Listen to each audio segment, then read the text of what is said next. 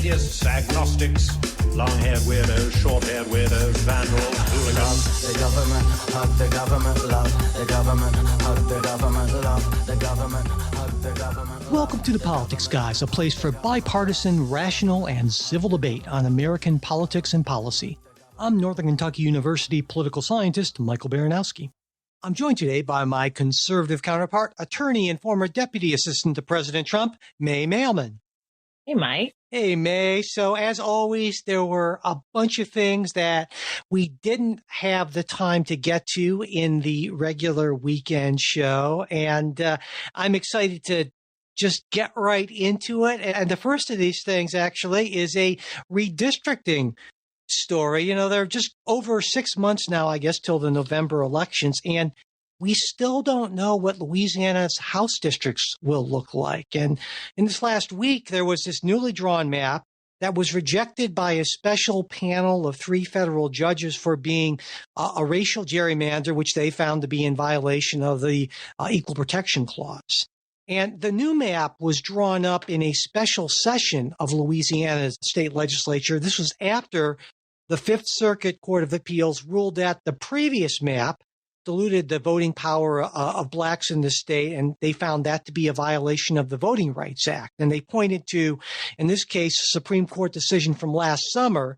The court, it was a 5-4 decision, found that Alabama had violated the Voting Rights Act by diluting black votes in its redistricting. And now that previous Louisiana map, the one rejected by the Fifth Circuit, it had a single black majority district and 5 mainly white districts in a state where blacks account for around a third of the population. In the new map, the one that was rejected this last week by the 3-judge panel, it added a second black majority district.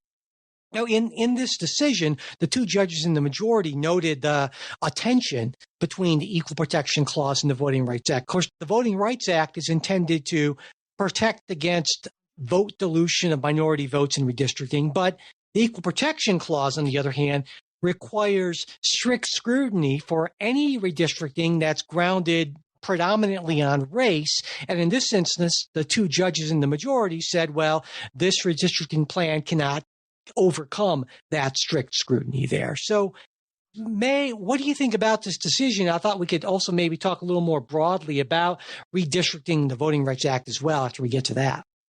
It's so tough. I mean, redistricting is an impossible exercise. And I guess I don't know what to make of the decision, because I do think that there is a tension between the Equal Protection Clause and the Voting Rights Act. And I don't think that the Supreme Court has given any guidance to help resolve that conflict. So Voting Rights Act, I think, is designed so that, you know, if you've got an obvious district that's Atlanta or whatever, and instead of actually just letting Atlanta be its own district, you take little tiny pieces of Atlanta and you scatter them in order to prevent there from being a black person elected, then that's going to violate the Voting Rights Act. You can't prevent sort of a minority district by using racial gerrymandering.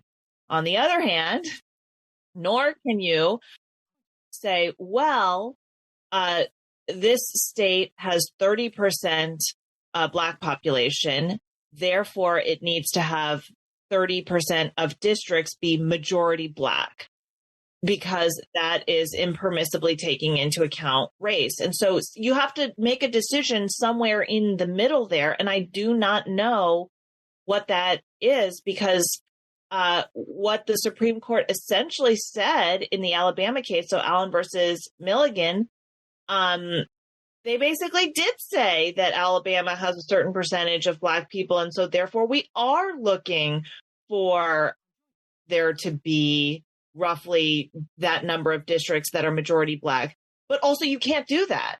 So they said both things. And I just don't know. And I think what's particularly complicated in today's era is that overt racism isn't the reason that people are making districts. Nobody's trying to either have there be, a Black representative or not a Black representative or a certain minority percentage.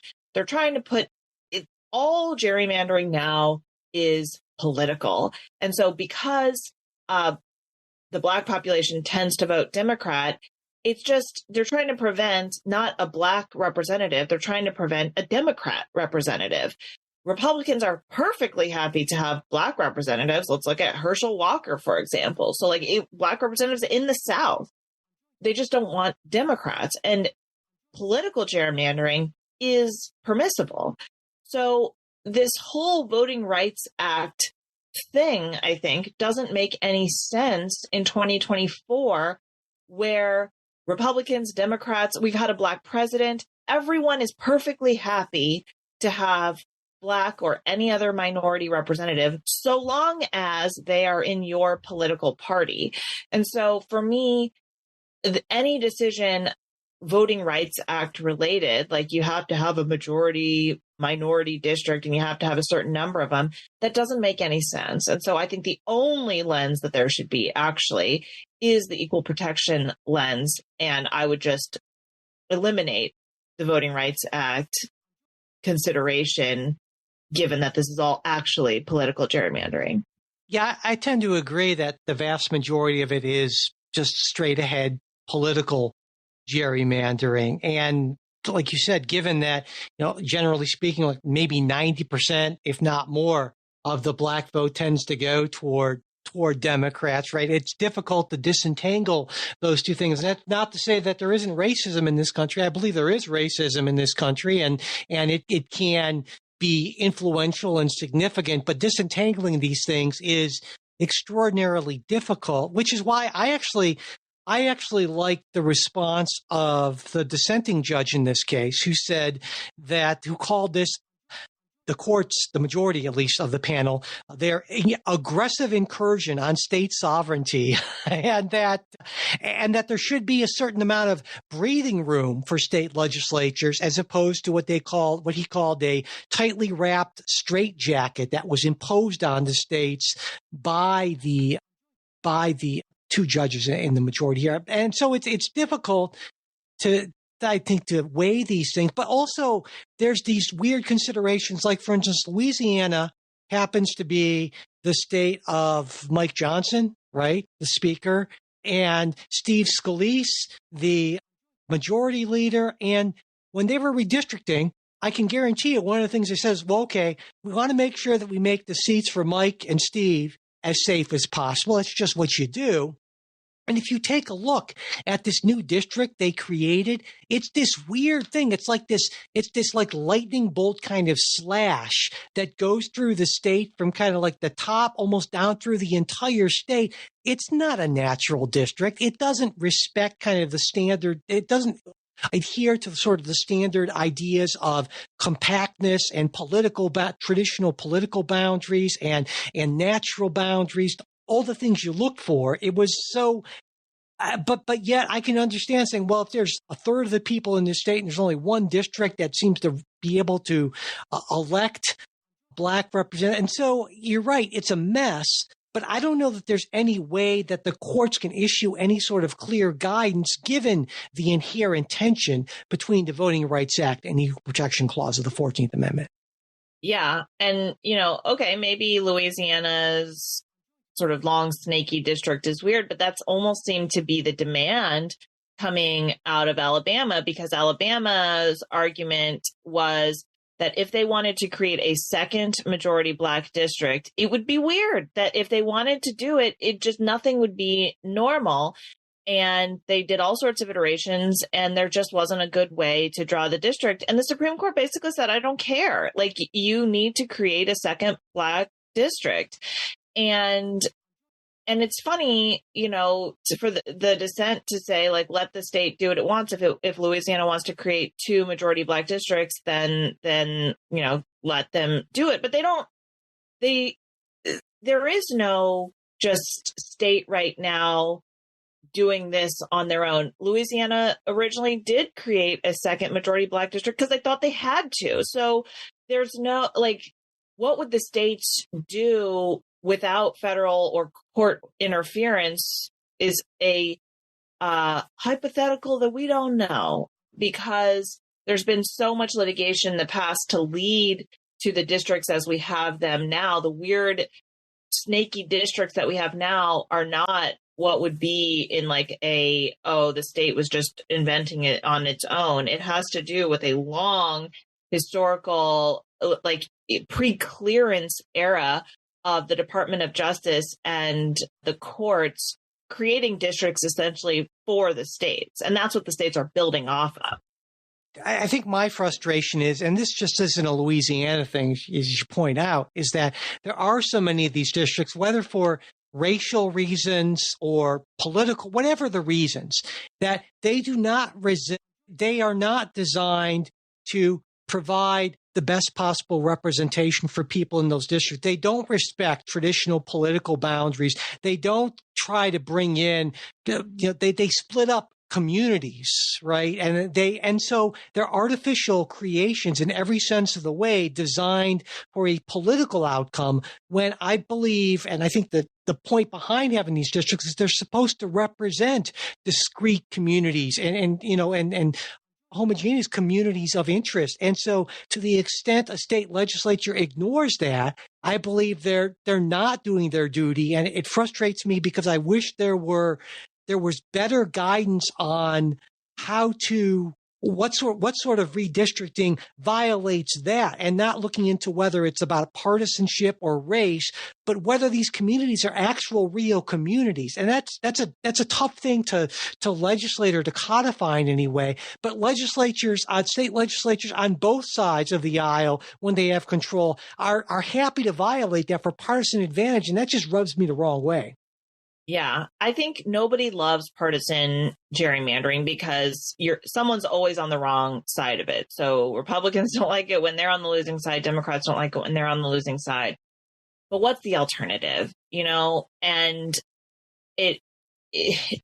I haven't seen anything that gives me confidence in an alternative. And I think that there was this idea that you could have these not nonpartisan necessarily, but bipartisan commissions that would go and break up the state, and can't we all get along? But the thing is, all of these commissions do have a majority of one party, or either that or they don't, and they can't come up with maps. And then even when they do come up with maps, then they get sent to courts, and then courts tend to have a partisan leaning one way or the other too. And so those, nonpartisan / bipartisan maps can't pass either. And so there has not been, to me, a way of solving this besides the political process. And yeah, and maybe you're right. There are general principles sort of guiding this. You want them to be not too weirdly shaped, and they have to be, roughly the same number of people inside. And, you can't actually break up communities of interest too much. Like those guidelines do sort of exist already. And I think beyond that, I don't know. Politics is a dirty business, and just let it be dirty. Well, that's where I guess we part ways a little bit. I would argue that, well, you're right that there's no way to pull all of the partisanship out of it. It would be a fool's errand to try to do that. But I do think that some methods are better than others. And so I'm glad that there are states that have experimented with ways of making this perhaps a little less dirty. It's never going to be completely clean, but I think it can be less bad. And oftentimes in politics, I think if you can get less bad, that's often the best you can get, and you should go for that. Right. But I do think in general, the Supreme Court is going to have to clarify the real interaction between. So, you've got some justices like Clarence Thomas, I think, who would say that the Voting Rights Act is unconstitutional to the extent that you are demanding that people consider race in creating districts. That violates the Equal Protection Clause. And I think it's a principled position. I don't, historically, whether that's been the understanding, obviously not. But then then there's the Voting Rights Act never conflicts with the Equal Protection Clause. And you must consider the Equal Protection Clause was meant to protect Black people. And so long as the Voting Rights Act is also designed to enhance the Black vote, there will never be a conflict. And I think the Supreme Court in their minds is somewhere between that, but they don't exactly know what does it mean to be race conscious, but not race motivated. Yeah. And that's what the Supreme Court says you have to be. You have to be conscious of it, but not motivated by it. That makes no sense to me. I have no idea where that line is. Yeah. And I don't think it's possible to put down in words in a way that makes sense.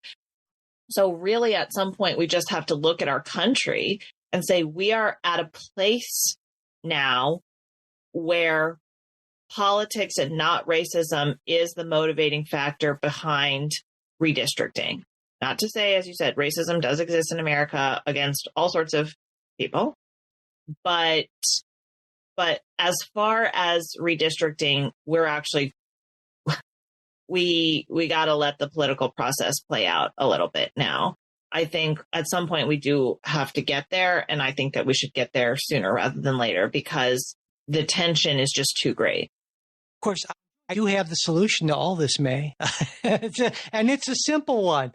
The simple solution to all this is multi-member districts. If you just say, hey, Louisiana, you have 6 congressional seats and top 6, they're your representatives. That would take care of now that, of course, I say that half jokingly because while in the early days of the country, multi-member districts did exist in some instances. They're not prohibited by the Constitution. They have been illegal. Congress passed a thing a while ago saying you can't do that anymore, in part because partisans didn't like that because it didn't allow them to leverage their partisan advantage in state legislatures, essentially. But while that creates some other problems, it certainly would solve the problem of gerrymandering, though I will admit it might create some other problems, just a few here and there. So I'm not necessarily calling for that, but I'm not necessarily not calling for that. So there we go. Anyway. Well, May, how about we do something totally different and talk about, I don't know, porn in Texas and porn and age restrictions. Sure. Let's talk about porn. All right. We hope you enjoyed this preview of our supporters exclusive midweek show. If you'd like to hear the rest of the episode, we hope you'll consider becoming a supporter. Supporters get ad-free access to all of our shows, membership in our Politics Guys Discord group where you can join in on the conversation, and other benefits at different levels of support. To become a supporter, go to patreon.com/politicsguys. You can also support us through Venmo or @politicsguys or through PayPal. You'll find all of our support links in the show notes as well as at politicsguys.com/support. And if you'd like to get the midweek show, but you're not in a position to become a financial supporter, that's not a problem. Just send me an email at mike@politicsguys.com, and I'll be happy to get that set up for you.